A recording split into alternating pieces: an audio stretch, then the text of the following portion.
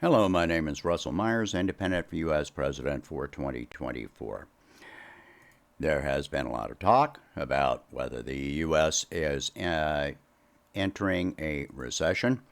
So I'm going to go through a few things here. Now, I had quoted this on my last video about mass layoffs, but let me go through this again for those that didn't see that one.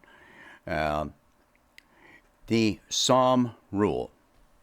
When the 3-month moving average of the national unemployment rate is 0.5% percentage point or more above its low over the prior 12 months, we are in the early months of recession.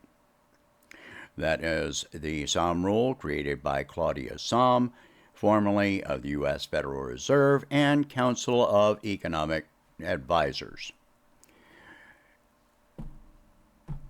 Last week, Claudia Sahm herself, when the Bureau of Labor Statistics stated that the unemployment rate has risen to 4.3%, Claudia Sahm herself stated that the Sahm rule had been triggered. In other words, we are now in the early months of recession as defined by the Federal Reserve and economists, so forth. All right. Okay. Americans are told the economy is doing well, and they are presented with GDP numbers and, aside from Monday, the height of the stock market as indicators of the health of the economy. At the stock market and GDP numbers do not indicate the health of the economy for the actual people on the ground. They do not, and often, especially with the stock market, it often means a negative, a mirror, opposite indication of the health of the economy. When mass layoffs are announced, stocks go up. Last week, before the stock market fell on Monday, which it has now recovered from, Goldman Sachs increased their assessed risk of recession from 15% to 25%. Like I said, mass layoffs are happening right now. I covered that in my last video. This is not an organic recession. I would define an organic recession as a major change in technology or material conditions which could not be controlled, like the Dust Bowl of the 1930s. So let me go through a few related, seemingly random facts to indicate some of this. All right, yields on U.S. Treasury bonds have dropped drastically from roughly 5.5% down to 3.6%. The way Treasury bond yields are determined is a form of reverse auction. The more buyers there are, the lower the yield will be. Auctions are held on Thursdays, so bond purchases increased dramatically last week prior to the stock market decline on Monday. Intel and other corporations, while laying off workers, have announced extremely large Treasury bond purchases over the next few months. Now, something to take special notice of is that the Treasury bond auctions are held on Thursday, but they have to be funded on Monday. So that means that a lot of money on Monday went out of the stock market to fund Treasury bonds. Treasury bonds are considered, much more stable Anyway, these conditions have led investors to the realization that stock dividends are not going to perform well. Meanwhile, the Federal Reserve has announced a likely interest rate drop in September, so investors are moving money to 10-year treasuries to lock in a 3.6% return for the next 10 years. Some believe that reducing the interest rate will improve the economy.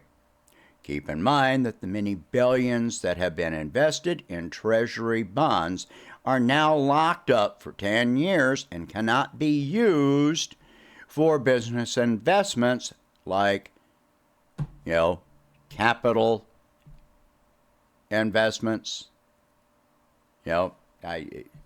building factories, and so forth.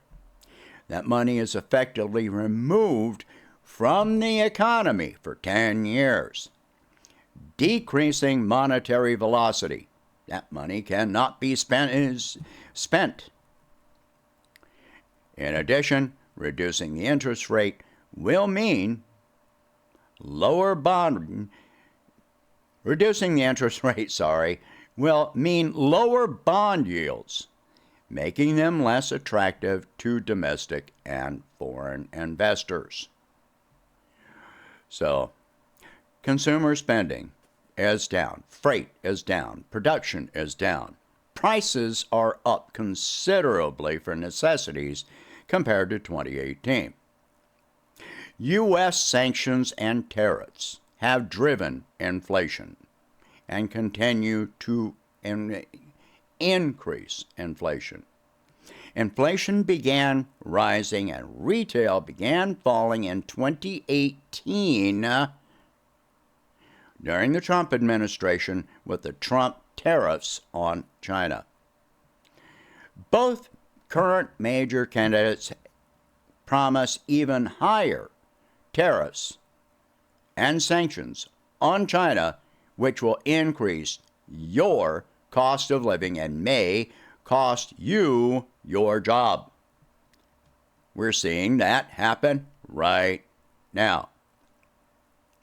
Bankruptcy filings are currently the highest they have been since 2011, and the year isn't over yet.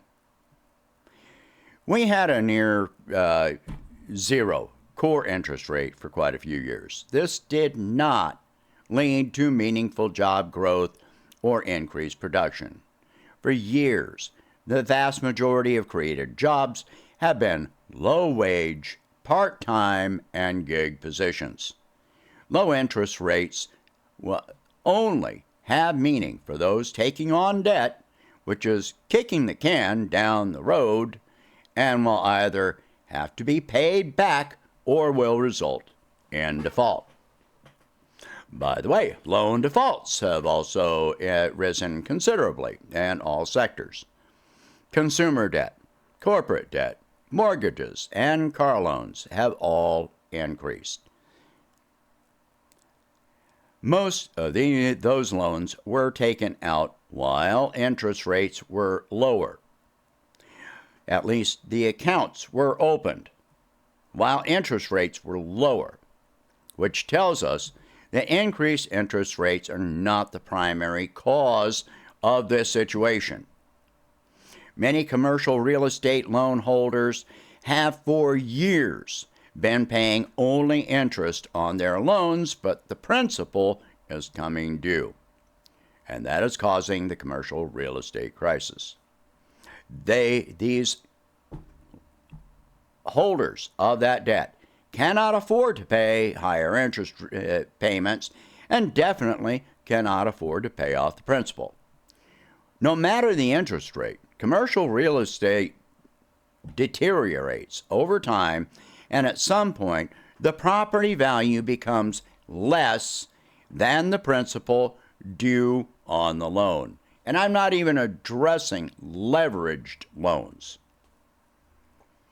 These companies have been heading for default for years, and a mass wave of commercial real estate defaults has been inevitable. Tax cuts for the wealthy have not resulted in an increase of production or real wages. Instead, they have financed billionaires taking joyrides into space, stock buybacks, corporate executive bonuses, mega yachts, and underground bunkers. Tariffs have not increased domestic productivity. Intel is laying off. They have increased the cost of consumer goods and building materials. In other words, they increased your cost of living and reduced your purchasing power. Meanwhile, tariffs have already resulted in other countries imposing tariffs on U.S. goods in their countries, making U.S. goods less competitive for export and resulting in U.S. job losses.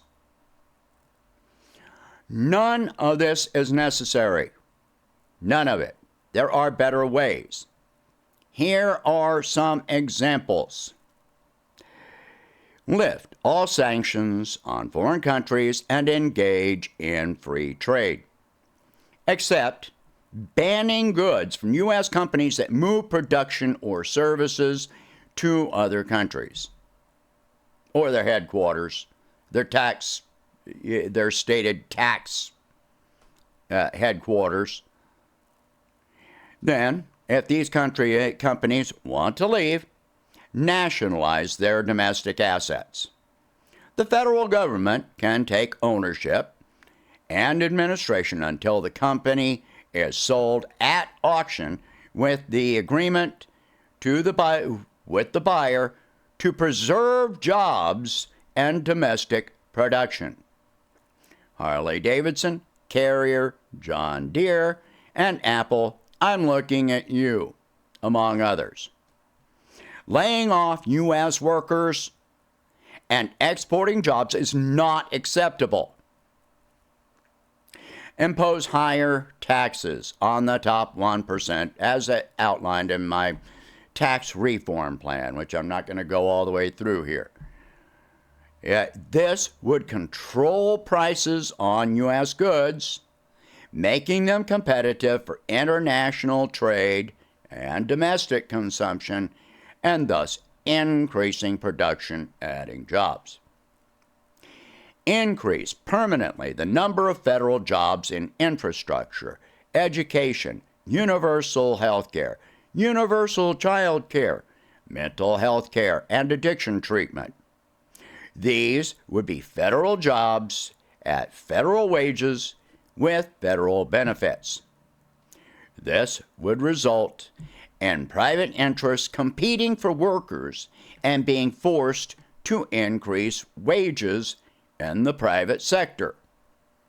It would also increase consumer spending, again, increasing demand, which would require increasing production, which would add more jobs. Convert all stocks to bonds. This would remove the control of shareholders over people's lives, as they could no longer demand higher stock dividends year over year over year in perpetuity. The key to this is perception. Both stocks and bonds are loans to companies, which means they then become debt instruments for that company. Stocks are not assets to the company issuing stock. They are liabilities. They are perpetual debt, which never gets paid off. The difference is that bonds pay out one time at a set value, while stocks pay dividends every quarter for as long as the company exists and provide wealthy shareholders power over your wages, your cost of living, and your ability to make a living. These are very reasonable, very rational, very doable. These are ideas that I would like for you to consider. Talk about these things. Share this video. Talk about these things. If you can afford it, please donate whatever you can to help expand this campaign. I thank you very much for watching, and I hope you have a good day.